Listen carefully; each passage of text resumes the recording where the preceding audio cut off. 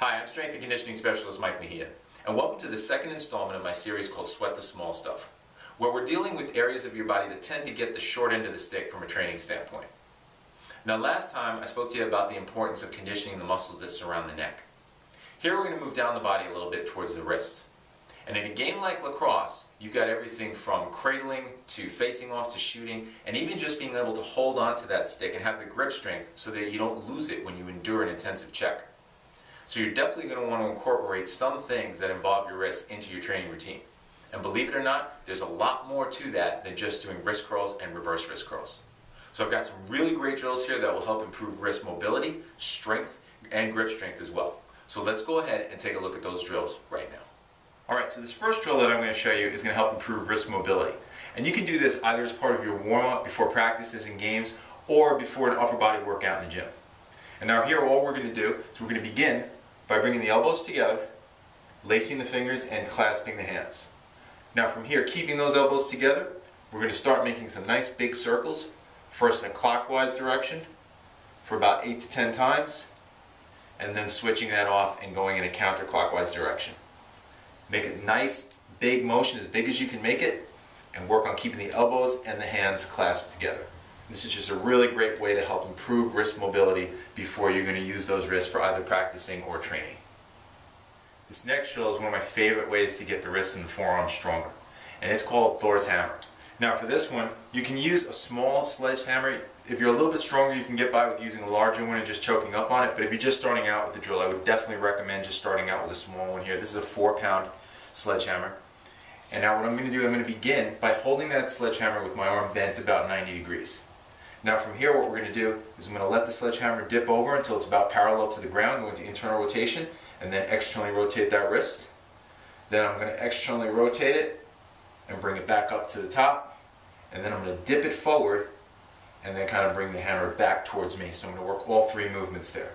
So once again, a lot of control, over, pause for a second, bring it back up, rotate it back over, notice how I'm keeping that upper arm in that 90-degree position fixed, and then dipping it back through and pulling it back a little towards me. Now you can do that one. The other one that you can do as well is just a nice circular motion. You want to go nice and slow with this because this can be pretty tough. A couple of repetitions, maybe 6 to 8 in each direction. And again, I'm using a smaller sledgehammer here. If you're going to use a larger sledge, if you want to get less resistance, choke up closer to the hammer part. If you want to get more resistance, just go down lower.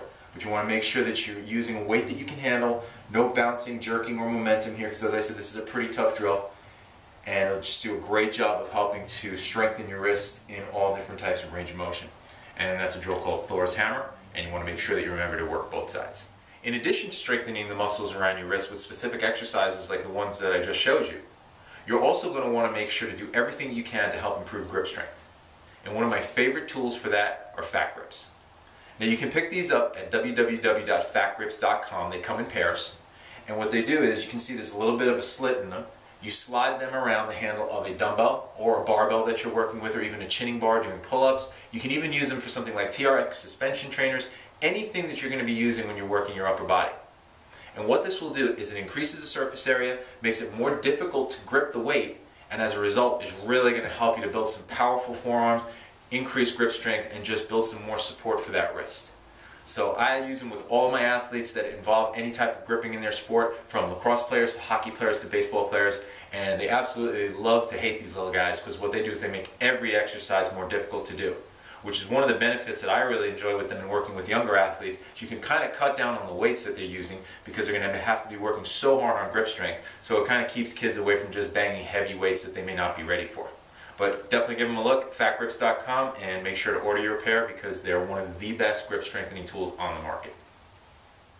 In addition to getting the muscles around the wrist warmed up and ready for action and doing all the strengthening exercises that I just showed you, you're also going to want to make sure that you stretch the area out once you're done.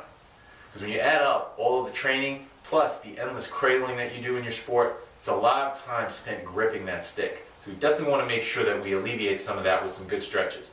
And here's a great one that'll get those forearm flexors, or the muscles that are responsible for flexing the wrist.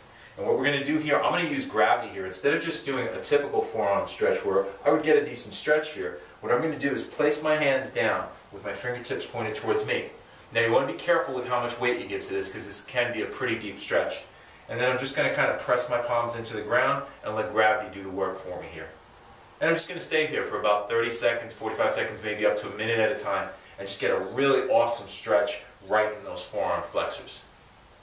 Once you're done with that, you're also going to want to stretch the muscles that extend the wrist because that's also a part of all that cradling. So with this one, what we're going to do is place the backs of the hands on the ground. Keep your elbows straight but not locked. You don't want to put too much pressure on a locked joint. And then once again here, you're just going to kind of lean some weight into it and let gravity do the work for you. And this will be stretching the wrist extensors, all these muscles on the backhand side of the forearm. And there are a couple of really great stretches that you can do to help alleviate some tightness in the muscles surrounding that wrist. Alright, so that does it for the second part of our series. Be sure to be on the lookout for part 3 though, because I'll show you some really cool exercises that will target some underused muscles in your lower body that have a lot to do with helping you to effectively change direction and avoid injury. Stay tuned, you won't want to miss that one, and I'll see you next time right here on Inside Lacrosse.